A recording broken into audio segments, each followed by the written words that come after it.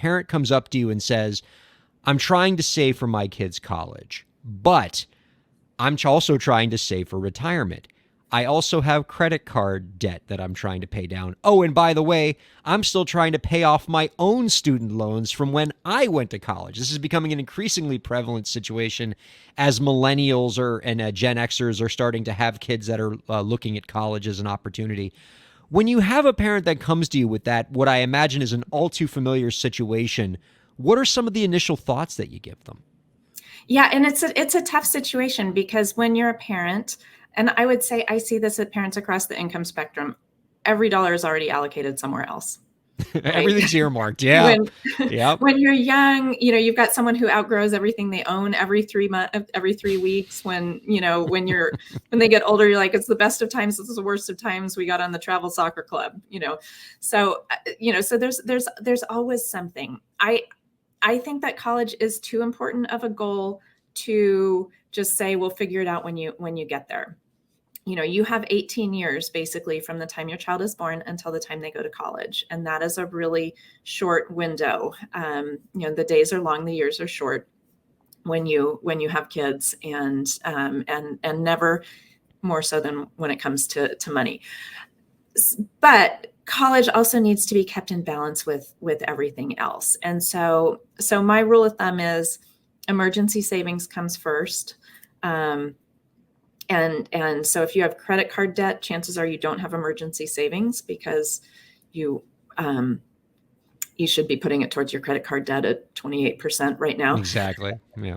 Anyway, but if you don't have emergency savings, you probably don't have retirement savings or college savings. But assuming you've got some emergency savings and then you're starting to save for retirement, no more than 10% of what you're putting into retirement should go into your kids' college.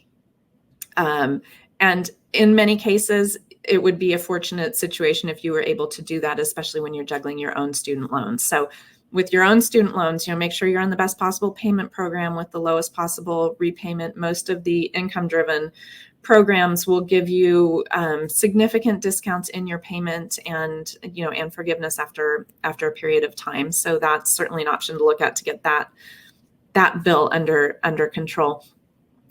But I always think, even if you are yourself not in a position to save, opening a 529 is a great choice for any family. And here's why. Almost every 529 has a tool called a gifting page.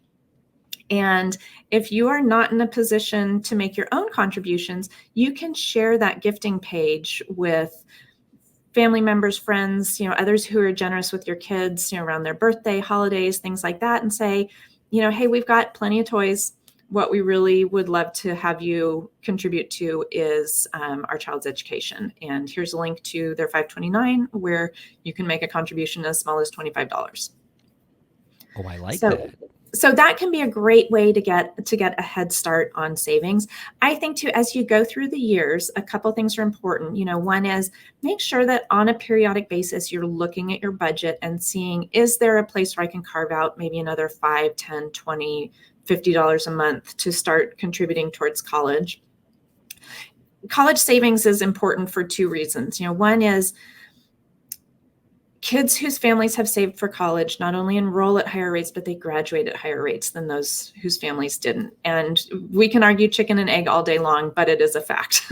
Yeah. And it's not just that they enroll, it's that they graduate at higher rates. And that's even with small amounts of savings. So setting aside some money for college is going to increase the likelihood that your child will get a college degree. The second reason that it's important is that more savings gives you more choices. So in my daughter's case, for example, she had a full tuition scholarship to our in-state school. It was not a good fit for her for a lot of reasons.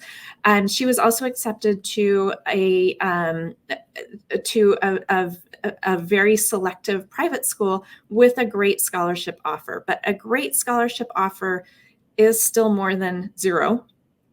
Dollars. Had we not saved, she wouldn't have had that choice. And it was just a terrific experience for her. And I'm so glad that she was able to do it. So, your savings will create choices for your kids. There's an additional component of all of this. We can talk financial planning all day long, but there's two really important pieces of financial planning for college. That's the financial planning piece. That's the saving and budgeting and planning and knowing what you can afford to pay and understanding student loans and that piece. But the other really important part is the parenting piece.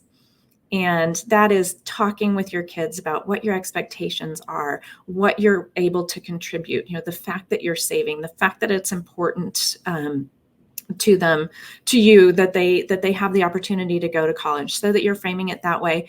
And as they get older and money starts to take on more meaning for them, and in particular when they're in high school, starting to talk with them about what your actual budget for college is.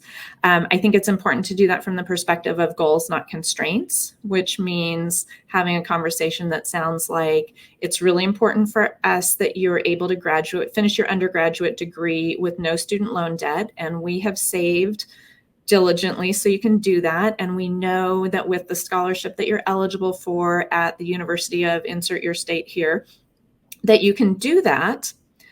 You can probably find other opportunities within that same budget, and we will absolutely support you in finding them, is a better way to have that conversation than you need to stick in state because that's all we can afford.